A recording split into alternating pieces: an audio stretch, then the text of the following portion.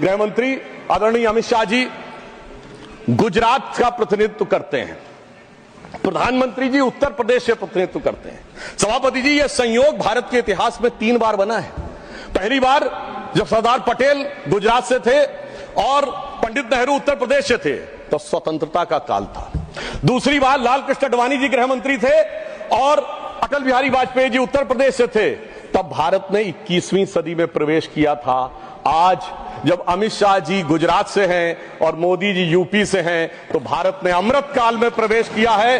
अर्थात मैं कह सकता हूं काल के कपाल पर, भारत के भाल पर कुछ तो नया होने वाला है और कुछ ना कुछ तो नया हुआ है, उसे आज समझने की जरूरत। अब मैं बताना चाहता हूं कि गृह मंत्रालय ने इस दरमियान किस किस प्रकार से कार्य किए। मैं 3 प्रकार के कार्य बताना चाहता हूं। एक, वो कार्य जो पिछली सरकारें भी कर रही थी वो हमने करके दिखाया। दूसरा, वो कार्य जो पिछली सरकारें कर ही नहीं सकती थी, सोच नहीं पाई, वो करके दिखाया। और तीसरे वो कार्य हैं जिसपे पिछली सरकारों ने एड़ी चोटी का जोर लगा दिया कि नहीं हो सकते, वो भी करके दिखाया। पहली श्रेणी में वो कार्य हैं, यानी मैं मानता हूं दूसरी सरकारों ने भी प्रयास किया होगा कि आतंकवाद की घटनाएं कम हो और अपराध की घटनाएं कम हो। तो मैं बताना चाहता हूं आतंकवाद की जो कुल घटनाएं जून 2004 से 14 के बीच में 7214 थी, जो 14 से 2024 के बीच में 2240 से 69% की कमी आई है। कुल मृत्यु जो नागरिकों की और सिक्योरिटी फोर्सेस की होती थी उसमें 68% की कमी आई है। नागरिकों की जो मृत्यु होती थी उसमें 81% की कमी आई है। सिक्योरिटी कोर्सेस में जो फोर्सेस की जो मृत्यु होती थी उसमें 46% की कमी आई है।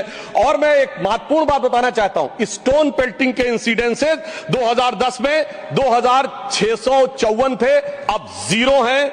ऑर्गेनाइज हड़ताल 0 है, स्टोन पेल्टिंग 0 है, स्टोन पेल्टिंग में जख्मी होने वाले 0 हैं। सभापति महोदय, पत्थर पड़ने के दौर खत्म हो गया, मगर अगर किसी की अकल पे पत्थर पड़ा हो तो उसे बदला हुआ नजारा नहीं दिखाई पड़ता। इसलिए मैं कहना चाहता हूं चश्मा उतारो फिर देखो यारो, दुनिया नई है चेहरा पुराना। ये वो कार्य है जो पिछली सरकारों ने सोचा नहीं था वो कर पाए। मैं उदाहरण देना चाहता हूं। एक है सीएए का उदाहरण अभी हमारे साथी ने दिया।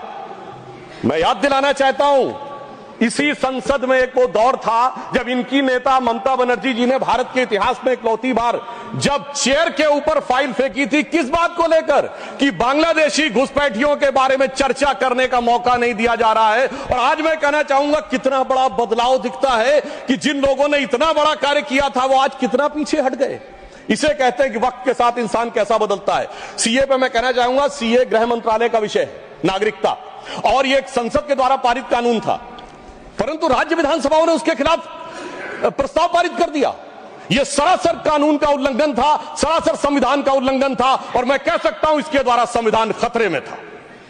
दूसरा मैं उदाहरण देना चाहता हूं, यूएपीए का चेंज किया गया, यानी अब केवल एक संगठन आतंकवादी नहीं होगा, कोई व्यक्ति आतंकवादी होगा तो उसको भी आतंकवादी माना जाएगा। एनआईए एक्ट में आतंकवाद की परिभाषा स्थापित की गई। मृत्यु दंड पर यह संशोधन किया गया कि क्षमा याचना केवल संबंधित व्यक्ति ही कर पाएगा, दूसरा नहीं कर पाएगा। आपदा के लिए विशेष धनराशि की व्यवस्था की गई और नक्सलवाद को समाप्त करने में अभूतपूर्व सफलता हमें मिली है। अभी दिसंबर के महीने में हमारे गृह मंत्री अमित शाह जी नक्सलवाद प्रभावित क्षेत्र में सीआरपीएफ के कैंप में पूरी रात गुजार कर आए हैं। जो लोग ये कहने का प्रयास करते हैं कि इसको डर और किससे वो, उससे उनको समझने का प्रयास करना चाहिए। अब वो दौर चले गए सभापति महोदय। मुझे याद है 6 अप्रैल 2010 को दंतेवाड़ा में 76 सीआरपीएफ के जवान शहीद हो गए थे, और उसके बाद ऐसे समाचार आते थे कि देश के कुछ विश्वविद्यालयों में शहीद जवानों के प्रति नहीं, नक्सलवादियों के समर्थन में कार्यक्रम हो रहे थे। वो दौर अब समाप्त हो गया। अब तीसरी श्रेणी में बताना चाहता हूं वो काम आते हैं, किए हैं गृह मंत्रालय ने, जो पिछली सरकारें कहती रही कि नहीं हो सकता, नहीं हो सकता, वो करके दिखाया। धारा 35A, धारा 370। मैं कह सकता हूं जब सरदार पटेल गृह मंत्री थे, राज्यों का महकमा उनके पास था, वो कश्मीर की कसक जो रह गई थी, वो कसक अगर आज समाप्त हुई है तो अगस्त 2019 में अमित शाह जी के शासनकाल में वह समाप्त हुई है। मैं कहना चाहता हूं श्यामा प्रसाद मुखर्जी जी ने पहला बलिदान दिया था। रावी के तट पर 26 जनवरी 1930 को कांग्रेस के लाहौर अधिवेशन में स्वराज्य की शपथ ली गई थी, पर वो शपथ अधूरी रह गई थी।